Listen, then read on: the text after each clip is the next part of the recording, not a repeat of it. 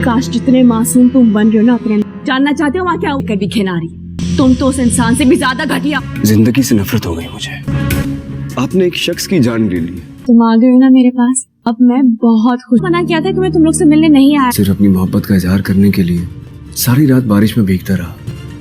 जैसे उस वक्त तुमने सरेंडर कर दिया था ना मेरी मोहब्बत के साथ। कैसे बैठोगी तुम वहाँ, क्योंकि साथ होंगे।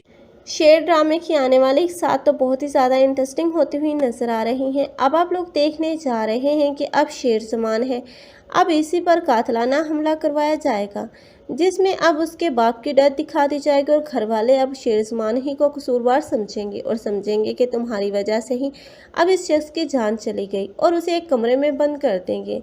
लेकिन जब अब शेर अपनी सफाई देगा कि उसकी कोई गलती नहीं थी, जो कुछ भी हो वो जाने कि एक हादसा और एक्सीडेंट था, लेकिन अब घर में कोई भी उसकी एक नहीं सुनेगा। उसकी माँ को भी उस घर में नुकरानियों जैसा रखा जाएगा, क्योंकि अब शेर की एक गलती की वजह से, क्योंकि अब शेर ने उन लोगों की बेटी जो वापस कर दी, अब उसकी सज़ा तो उसे काटना ही पड़ेगी और शेर को आखिरकार बिजली के करंट लगवाए जाएंगे और उसे पागलों जैसा बना दिया जाएगा, क्योंकि अब उसकी फैमिली में से ही कुछ लोग चाहेंगे कि अब वो शेर को अपने रास्ते से हटा दें, ताकि एक तरफ तो उसकी दौलत और जायदाद पर कब्जा हो सके और दूसरी तरफ उसे इंतकाम पूरा हो सके।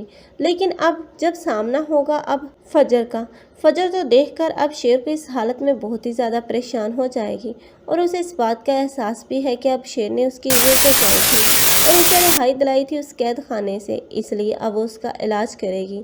लेकिन अब फजर का बाप चाहता है कि फजर उसी को मार डाले, लेकिन फजर ऐसा कभी भी नहीं करेगी, लेकिन वो अपने बाप से झूठ ज़रूर बोलेगी।